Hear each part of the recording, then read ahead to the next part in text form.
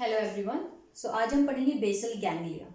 ठीक है, basal ganglia as name shows, basal होता है मतलब हमारी ब्रेन के बेसल रीजन में। ठीक है, बेसल का मतलब है हमारी ब्रेन एरिया के बेसल रीजन में। ठीक है, गैंग्लिया का मतलब है इसकी cell body collection, but ganglia जो हम बोलते हैं वो होती है cell body collection outside the CNS. ठीक है, अगर सीएनएस के अंदर हमारा ग्रे मैटर कलेक्शन है तो उसे हम गैंग्लिया नहीं, उसमें हम न्यूक्लियाई बोलेंगे। ठीक है, जहां जहां ग्रे मैटर कलेक्शन होगा सराउंडिंग बाय वाइट मैटर। ठीक है, तो गैंग्लिया नहीं, उसे न्यूक्लियाई बोलेंगे। तो वैसे तो ये मिसनोमर है, इसे बोलना चाहिए हमें बेसल न्यूक्लियाई। ठीक है, तो बेसल गैंग्लिया का मीनिंग क्लियर है। अब हम पढ़ेंगे स्ट्रक्चर ऑफ बेसल गैंग्लिया। तो बेसल गैंग्लिया बेसल रीजन में सिचुएटेड है। ठीक है, तो पहले हम देखते हैं कि बेसल गैंग्लिया के पार्ट्स क्या हैं, कौन कौन से स्ट्रक्चर्स हैं जो बेसल गैंग्लिया में आते हैं, कौन कौन से न्यूक्लियाई हैं। तो बेसल गैंग्लिया एक सिंगल ग्रुप ऑफ न्यूक्लियस, एक सिंगल न्यूक्लियाई नहीं है बल्कि ग्रुप ऑफ न्यूक्लियाई है। ठीक है, बहुत सारे ग्रे मैटर कलेक्शंस हैं जो एक दूसरे से इंटरेक्ट कर रहे होते हैं और फंक्शन कर रहे होते हैं। तो हम देखते हैं बेसल गैंग्लिया के पार्ट्स क्या हैं। ठीक है, तो ये देखो, ये जो इमेज है वो हमारा फ्रंट से, सो हम कोरोनल सेक्शन अगर लेंगे तो हम फ्रंट से कैसे देखेंगे, तो हमारे दो थैलेमस सिचुएटेड हैं। ठीक है, तो ये जो स्ट्रक्चर है, ये जो स्ट्रक्चर है ये है थैलेमस, दिस वन।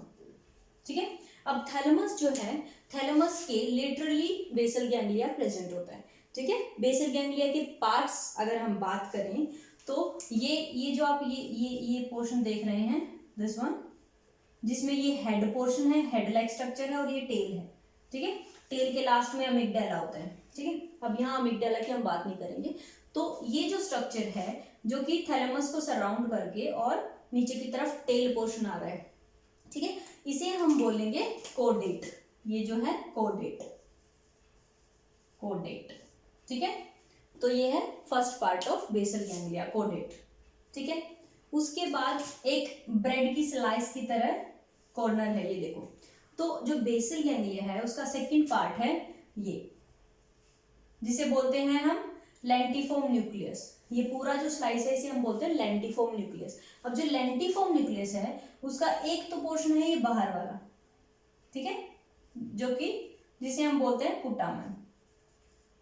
ठीक है, और जो बचा हुआ पोर्शन है, ये जो है स्लाइस, इस पोर्शन को हम बोलते हैं ग्लोबस पैलेडस, ग्लोबस पैलेडस। तो इसको इकट्ठी स्लाइस को बोलते हैं जिसमें ग्लोबस पैलेडस और पुटामन दोनों आते हैं। इसे हम बोलते हैं लेंटिफॉर्म न्यूक्लियस। समझ आया?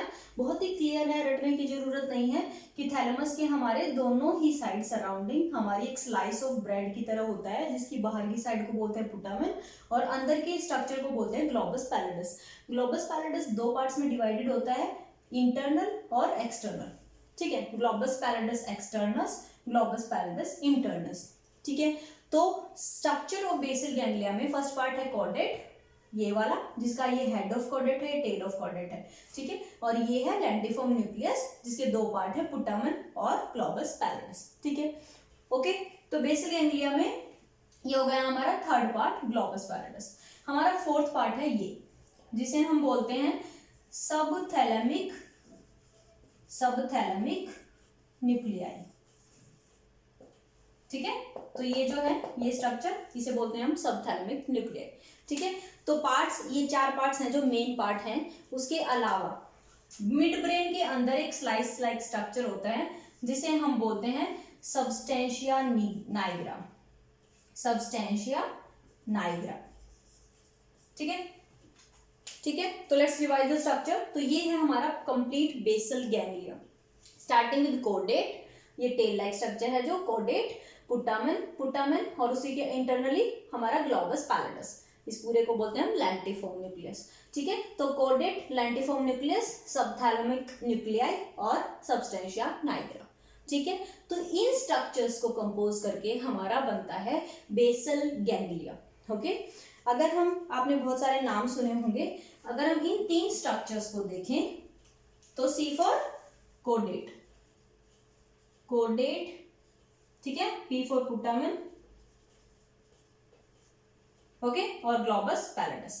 तो जो ग्लोबस पैलेडस है और पुटामन, इसको हम क्या बोलेंगे? अभी हमने डिस्कस किया था लेंटिफॉर्म न्यूक्लियस, ठीक है। इस पूरे स्ट्रक्चर को कॉर्डेट, पुटामन और ग्लोबस पैलिडस, ठीक है, इसको हम बोलेंगे कॉर्पस स्ट्रैटम, जिसमें हम तीनों स्ट्रक्चर्स को इंक्लूड करते हैं, ठीक है। और अगर हम इसको सीपी, सिर्फ कॉर्डेट और पुटामन, अगर कॉर्डेट और पुटामन, लेट्स टेक अदर कलर, ठीक है, कॉर्डेट और पुटामन को अगर हम इस स्ट्रक्चर को इकट्ठा लें तो इसे हम बोलते हैं नियोस्ट्रेटम, क्योंकि ये सबसे लेटेस्ट डेवलप होता है, ठीक है। तो ये हो गई स्ट्रक्चर की बातें। तो कंफ्यूज बिल्कुल भी नहीं होना है, ये हमारे 5 स्ट्रक्चर्स हैं जो कि बनाते हैं बेसल गैंग्लिया, और ये भी कंफ्यूज नहीं होना है। अगर भूल जाओ फिर भी तो कम से कम 2 चीजें याद रखना कि इस स्लाइस को बोलते हैं लेंटिफॉर्म न्यूक्लियस, जो बनता है एक्सटर्नली पुटामन से और इंटरनली ग्लोबस पैलिडस से, और पूरे को बोलते हैं हम कॉर्पस स्ट्रेटम, ठीक है। ये तो हो गई स्ट्रक्चर की बातें, ठीक है। अब बेसल गैंग्लिया के फंक्शन को जानने के लिए हमें पता होना चाहिए सर्किटरी ऑफ बेसल गैंग्लिया, ठीक है। सर्किटरी इन बेसल गैंग्लिया में क्या क्या सर्किटरी होती हैं। अब सर्किटरी पता होगी तभी आपको पता होगा कि फंक्शन कैसे प्ले करता है, ठीक है। अब देखो, हम इसी पार्ट को, ये लेंटिफॉर्म न्यूक्लियस और इस थैलेमस को हम बाहर ले लेते हैं, ठीक है, बाहर ले लेते हैं ये जानने के लिए कि आखिर कौन से न्यूरॉन्स प्रेजेंट होते हैं और कैसे सर्किटरी होती है, ठीक है। तो ये देखो, ये है हमारा सर्किटरी, जिसमें हम पढ़ेंगे 2 टाइप के पाथवे, ठीक है। फर्स्ट इज डायरेक्ट पाथवे, ठीक है, और सेकेंड इज इनडायरेक्ट पाथवे। ये 2 पाथवे हैं, आपको पता होने चाहिए। तो अगर आपको एग्जाम में क्वेश्चन आता है तो आपको स्टार्ट करना होगा structure, parts of basal ganglia, situated कहाँ है, ठीक है। ये चीज आप भूल भी जाओ तो भी चलेगा। देन सर्किटरी, तो सर्किटरी जो है वो सबसे ज्यादा इंपॉर्टेंट है। अगर ये समझ में आ गई तो आपको फंक्शन भी समझ आ जाएंगे, एब्नॉर्मलिटी भी समझ आ जाएंगी, ठीक है। तो अब देखते हैं, ये है कॉर्टेक्स, ठीक है। तो कॉर्टेक्स से अब देखो, रेड कलर हम यूज कर रहे हैं एक्साइटेटरी न्यूरॉन्स के लिए, ठीक है, और हम ब्लू कलर यूज कर रहे हैं गाबार्जिक न्यूरॉन्स के लिए। अब इस चीज का मीनिंग तो क्लियर होना चाहिए कि अगर एक न्यूरॉन ग्लूटामेट रिलीज करता है, ग्लूटामेट, तो वो क्या करेगा, वो डीपोलराइजेशन करेगा, अंदर पॉजिटिविटी बढ़ा देगा, जिसे हम बोलते हैं एक्साइटेटरी न्यूरॉन, ठीक है। यानी वो एक्साइट करेगा, मोटर एक्टिविटी को इंक्रीज करेगा। और अगर ब्लू कलर यूज कर रहे हैं तो ये गाबा रिलीज करेगा, गाबा, तो इसे हम बोलते हैं इनहिबिटरी न्यूरॉन, मतलब वो नेगेटिविटी बढ़ा रहा है अंदर, ठीक है। तो ये बात क्लियर है। अब यही न्यूरॉन्स इसमें आएंगे और हमें समझना है कि सर्किटरी कैसे होती है, ठीक है। तो पहले देखते हैं, हम कॉर्टेक्स से न्यूरॉन सप्लाई करते हैं यहाँ, ये कौन सा एरिया है, पुटामन। तो पुटामन, और तो बेसिकली यहाँ मैं ये स्ट्रक्चर जो ले रही हूँ, ये कॉर्डेट और पुटामन को इकट्ठा रिजेंबल कर रहे हैं हम शो कर रहे हैं यहाँ पे स्ट्रेटम को, ठीक है, नियोस्ट्रेटम। तो कॉर्डेट और पुटामन को हम नियोस्ट्रेटम बोलते हैं, ठीक है। कैनेट प्लेस, सीपी, ऐसे आप याद कर सकते हैं, पीजी पोस्ट ग्रेजुएशन, ये दोनों ऐसे कोलैबोरेटिव है, ठीक है। तो नियोस्ट्रेटम, तो हम यहाँ स्ट्रेटम वर्ड लेंगे, ठीक है, और कॉर्टेक्स का कोर्टिको वर्ड लेंगे। तो इन फाइबर्स का क्या नाम रखेंगे हम, ये कौन से फाइबर्स हो गए, कोर्टिकोस्ट्रेटल फाइबर्स, स्ट्रेटल, ठीक है। तो कोर्टिकोस्ट्रेटल पाथवेज हैं ये, ठीक है। अब देखो, ये एक्साइटेटरी हैं, फाइन। उसके बाद ये स्ट्रेटम में आके, क्योंकि स्ट्रेटम में आ रहे हैं इसलिए कोर्टिकोस्ट्रेटल बोल रहे हैं, ठीक है। अब स्ट्रेटम में आके ये क्या रिलीज करेंगे, रेड कलर, एक्साइटेटरी न्यूरॉन्स के लिए लिया हमने, तो हम क्या रिलीज करेंगे, ये गाबा रिलीज करेंगे। गाबा का क्या मतलब है कि ये जो न्यूरॉन है, जो भी न्यूरॉन यहाँ आएगा, वो कोई भी न्यूरॉन हो, उसे एक्साइट किया जाएगा, डीपोलराइज किया जाएगा, ठीक है, एक्साइट हुआ। अभी न्यूरॉन कौन सा है, गाबार्जिक न्यूरॉन है। अगर गाबार्जिक न्यूरॉन एक्साइट होगा तो क्या रिलीज होगा, गाबा, ठीक है। और अगर गाबा रिलीज होगा तो दूसरे न्यूरॉन्स का क्या होना, नेक्स्ट न्यूरॉन का, वो इनहिबिट करेगा, ठीक है। तो ये जो न्यूरॉन है गाबार्जिक, इसको इनहिबिट करेगा, तो इसकी एक्टिविटी कम हो जाएगी। अब एक गाबार्जिक न्यूरॉन की एक्टिविटी कम होने का क्या मतलब है कि गाबा कम रिलीज होगा, है ना। तो यहाँ गाबा कम रिलीज होगा, मतलब जो आगे वाला न्यूरॉन है वो कम इनहिबिट होगा, ठीक है। ये बात ध्यान रखो, ये एक्साइटेटरी न्यूरॉन है जिसने अगले को एक्साइट किया है, लेकिन नेक्स्ट जो न्यूरॉन है वो गाबार्जिक है। अब उसको उसकी एक्टिविटी बढ़ने का क्या मतलब है कि गाबा ज्यादा रिलीज होगा, मतलब दूसरे की एक्टिविटी को डिक्रीज करेगा, इनहिबिट करेगा, है ना। अब ये इनहिबिट हुआ है तो जो नेक्स्ट न्यूरॉन है वो एक्साइट होगा, इसीलिए ये जो एक्साइटेटरी न्यूरॉन है, ठीक है, ये कौन सा न्यूरॉन है, ये है थैलेमो, और फिर से कॉर्टेक्स की तरफ जा रहा है तो कॉर्टिकल, ठीक है। तो इसकी एक्टिविटी जब कम हुई, गाबार्जिक इनहिबिट करने वाले की कम हुई है, इसका मतलब क्या है, डिसइनहिबिशन। तो डिसइनहिबिशन इज नथिंग बट एक्साइटेशन, ठीक है। अब डिसइनहिबिशन की वजह से इसकी जो एक्टिविटी है ये इंक्रीज हो जाएगी, क्योंकि इसे रोकने वाला कोई नहीं है अभी, है ना। जो रोकने वाला न्यूरॉन था उसकी एक्टिविटी को कम कर दिया गया है पिछले वाले न्यूरॉन में, समझ आया। तो इस पाथवे की वजह से एक्टिविटी क्या हुई, इंक्रीज। तो हम यहाँ लिखेंगे increase motor activity, increase motor activity, ठीक है। तो कौन सा पाथवे है ये, डायरेक्ट पाथवे, ठीक है। इसको बोलते हैं हम डायरेक्ट पाथवे, समझ आया। तो जो डायरेक्ट पाथवे है ये क्या करेगा, ये करेगा भाई एक्टिविटी को increase, motor activity, flexion, extension जो भी हो रहा है उसको करेगा इंक्रीज, ठीक है। समझ आया direct pathway, just revise it. Cortex से एक्साइटेटरी न्यूरॉन्स, ठीक है, साइनेप्स करेंगे कहाँ पे, स्ट्रेटम में, और जो साइनेप्स करेंगे गाबार्जिक न्यूरॉन्स पे, वो न्यूरॉन्स जो कहाँ जा रहे हैं, पैलेडस की तरफ, तो ये स्ट्रेटो पैलेडल न्यूरॉन्स, ठीक है।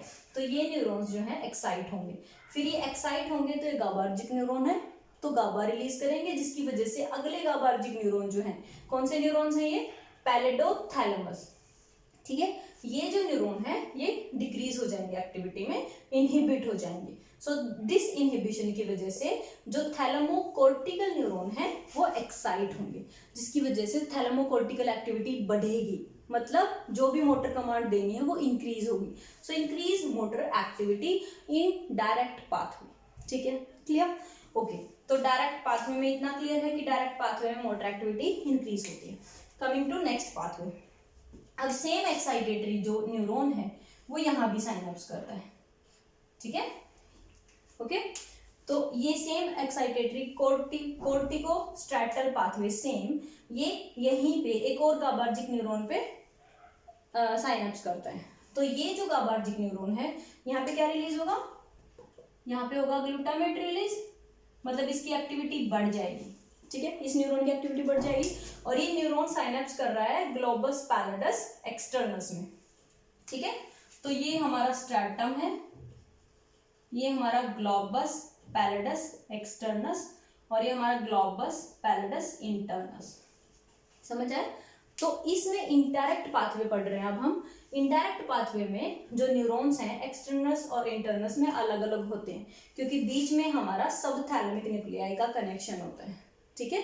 तो ये जो है ये न्यूरॉन साइनेप्स करेगा हमारा स्ट्रेटम में, ठीक है। तो एक्साइट करेगा नेक्स्ट न्यूरॉन को, क्योंकि ग्लूटामेट रिलीज कर रहा है।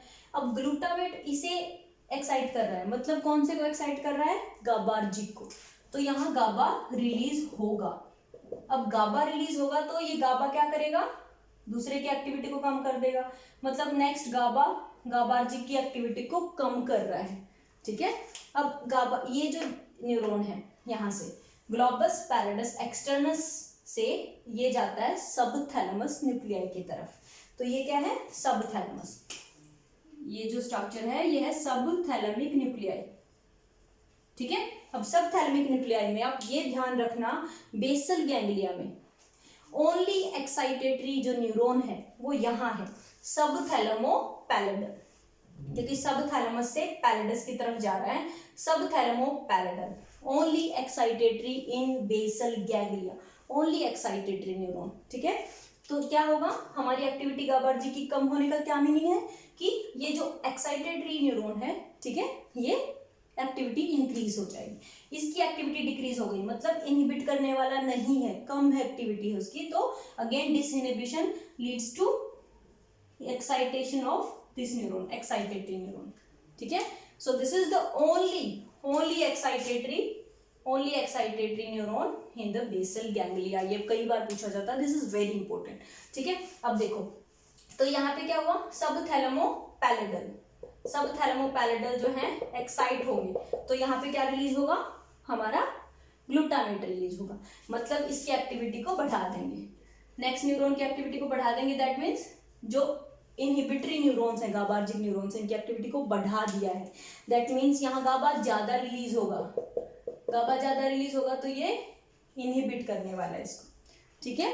तो क्या होगा, तो जो नेक्स्ट न्यूरॉन्स हैं जिन पे साइनेप्स कर रहा है, कौन से न्यूरॉन्स हैं वो, कोर्टिको थैलेमोकोर्टिकल, कॉर्टेक्स की तरफ जा रहे हैं, तो थैलेमोकोर्टिकल, तो थैलेमोकोर्टिकल की एक्टिविटी ऑब्वियसली गाबा की वजह से डिक्रीज हो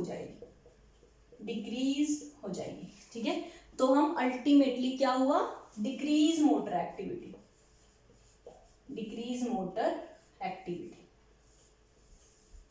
ठीक है।